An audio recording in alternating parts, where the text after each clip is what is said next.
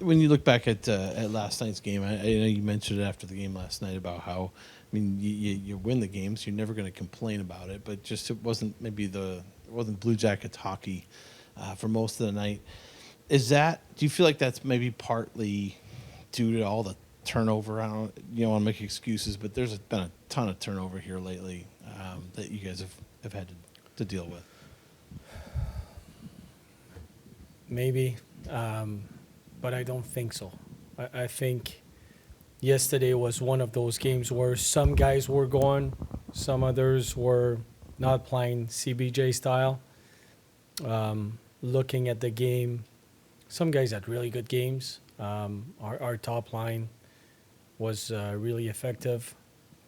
Danielle was really good. So we had a bunch of guys that played it the right way, and we had too many guys that played okay, and we're not going to accept that.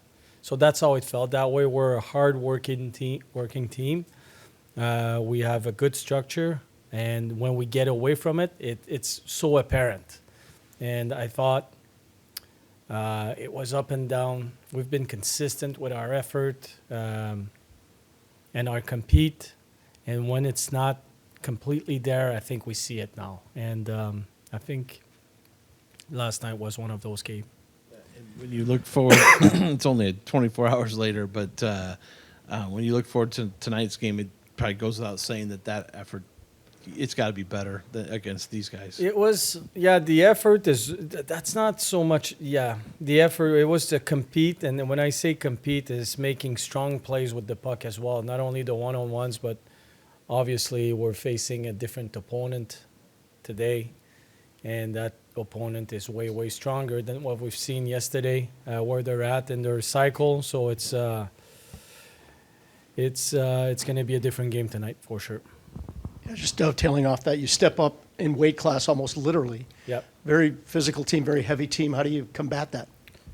Well, we have to stick to what we're good at, and what we're good at is skating and competing and playing with pace. We're well structured now. We still make mistakes, but overall they understand the structure, and we can see it with our the results. But it's understanding what the other team is all about, what they're good at, but also. For us, the focus has been all year, it's on us. What we need to do to be good and to compete and to give ourselves a chance to win a hockey game, and that's what the focus is going to be. Obviously, the opponent will make some adjustments from last night, but these are just minor details. Other than that, it's all about the focus on ourselves. They gave you almost nothing. I mean, no space when you saw them up in Winnipeg. Do you need to match their heaviness to try and create some of that, or do you have to just stick to your own game?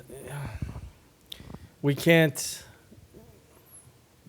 I don't want to be sarcastic here, but I can't feed our guys in 24 hours so they gain 20 pounds, right? So matching their heaviness will have to be matched. It's a great question because it's the best answer would be in 2-3 years, yes, or next year, like in the future. For today, our best chance is to compete as hard as we can, and that's the only way we can do it. This year, we've done a lot of talking about right-handed defensemen potentially flipping over to the left side. I know Zach has played on the right before. I guess wondering what you thought of him playing the opposite side, and how beneficial can that be if it turns out that he's able to kind of flip back and forth with no problem? Yeah, no, that's for sure. It's an adjustment. He was good. He was decent, but it's a big adjustment for any Ds. He just has the ability and the skills to be able to play on that side. We're going to try a different guy today. Jake Bean's going to go there. He's been there before. That was a combination we had in the past with Zach. So we'll see how it's going to go because part of our game yesterday, I felt it's our D, how they gapped up and, getting up ice and defensively, I mean, and I didn't like that part. So I think we can do a better job. So we're going to go back to a combination that we know had some history together. Whether it's going to be successful, we'll know after the game. But I think Zach has the ability to play on the right side. We know that Jake Bean can do it.